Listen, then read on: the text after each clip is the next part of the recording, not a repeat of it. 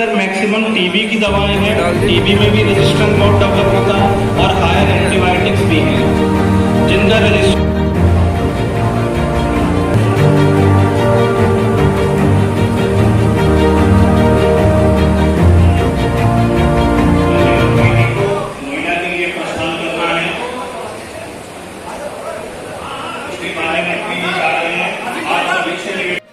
अपना अपना स्थान ग्रहण करें और समझने का प्रयास करें।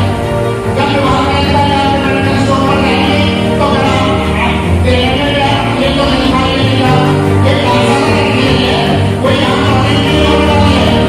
मैं समझिए हम लोग करवा जाए अपना स्थान ग्रहण करें और आप सभी लोग आराम से बैठे। अभी हमारी कार्यशाला 7 मिनट पर होने वाली है। निस्तारण किया जाएगा। जैसा कि सुभाष चौहान जी बहुत ही एक्टिव आपके जो है जिलाध्यक्ष हैं, जो आप लोगों को बहुत आगे तक मार्गदर्शन करते हैं।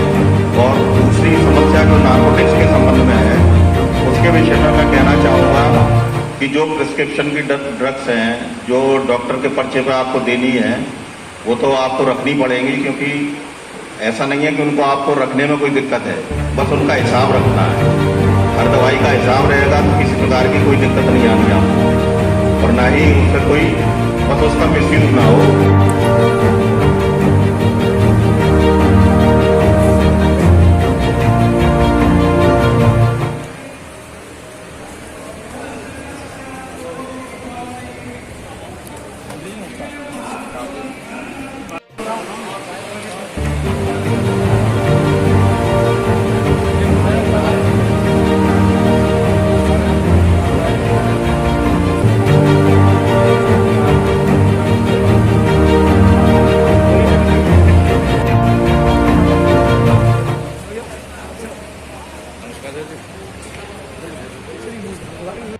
और हमारी पार्टी का कार्यक्रम चल रहा है, मुख्यमंत्री जी से बात को शनिवार का मिलेगा।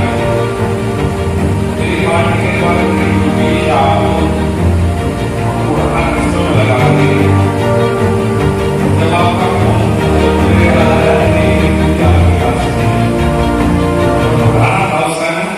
पुराने से बात का आपको बीच में आया, सबसे माफी चाहता हूँ, क्योंकि आज उस कार्यक्रम का आखिरी दिन था, तो इसलिए मुझे आने में विलम्ब हुआ। मैं समझता हूँ कि 10 साढ़े 10 बजे आप लोग आ रहे हैं और उतनी बड़ी संख्या है, तो मुझे लगता है उस काम में लग गया देख रहा केमिस्ट एंड ड्रगिस्ट एसोसिएशन का यहाँ एक दिन का इनका अधिवेशन है और एक कार्यशाला इन्होंने नारकोटिक्स को लेकर के रखी है। हमारे औषधि नियंत्रक भी यहाँ पहुँचे हैं। इस कार्यक्रम में मैं आज मुजफ्फरनगर आया था। मेरा यही आग्रह सब अपने केमिस्ट एंड ड्रगिस्ट एसोसिएशन के सभी सदस्यों से मैंने किया है कि नारकोटिक्स एक इस दुनिया में ऐसा शब्द बन गया है जिसके कारण इन लोगों को भी बहुत सी परेशानियों को सामना करना पड़ता है।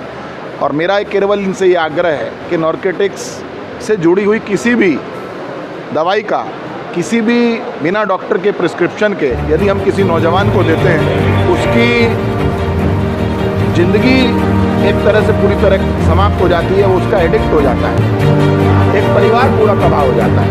हम सब ने आग्रह किया है और हमारे साथियों ने सबने विश्वास दिलाया है कि हम ऐसे किसी काम धंधे में है नहीं और आगे भी हम कोई ऐसा काम नहीं करेंगे। मंत्री जैसे सनातन पे लगातार जो प्रहार हो रहा है, टिप्पणी की जा रही है, डेंगू से मलेरिया से तुलना की जा रही है सनातन की, ऐसा है, सनातन की तुलना मलेरिया और डेंगू से करने वाले स्वयं दोनों रोगों से स्वयं ग्रस्त हैं और इसके अलावा एक और मानसिक रोग भी कोई उनको हो सकता है, वो उससे भी ग्रस्त है। सनातन भारत की वो संस्कृति है जो अजर है, अमर है, अनंत है, अमिट है। इंडिया गठबंधन कितना चुनौती देगा एनडीए को?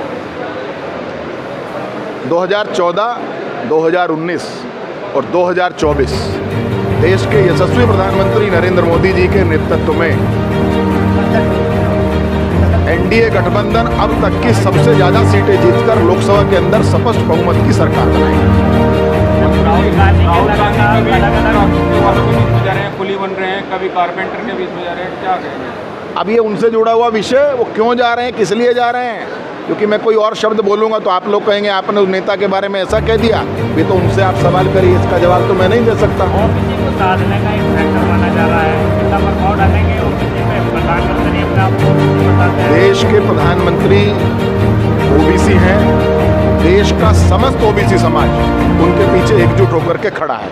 आज के इन घमंडिया गठबंधन के नेताओं के द्वारा ओबीसी चिल्ला करके भारत का ओबीसी समाज अब जाग चुका है। पिछले 14 से पहले इस देश पर आज़ादी से लेकर 2014 तक इन्हीं के दल ने देश पे राज किया है, तब इनको ओबीसी की चिंता क्यों नहीं हुई?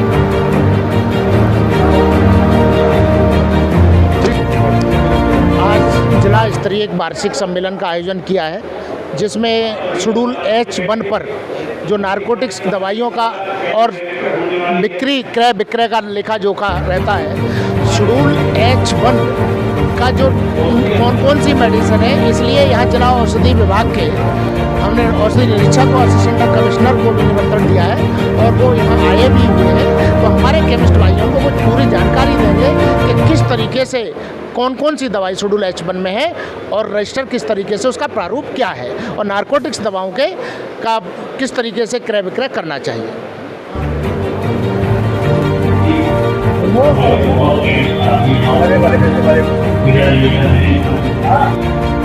जी बताइए सर, आज के कार्यक्रम के बारे में। ये केमिस्ट एंड ड्रगिस्ट एसोसिएशन है हमारे जनपद भोजपुर के, उनका वार्षिक उत्सव है।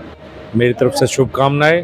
मुझे आने में विलम्ब हुआ, लेकिन 5000 के करीब मुजफ्फरनगर जनपद में लाइसेंसधारी हैं और ये समय था कि मैं थोड़ा विलम्ब हुआ कि आने से इनकी समस्याएं सुनता, लेकिन अब अलग से बात करेंगे। और मेरी तरफ से सबको शुभकामनाएं। अगर कुछ ऐसी समस्याएं हैं जो जिले स्तर पर हल हो सकती है तो उन्हें हल करने का प्रयास किया जाएगा।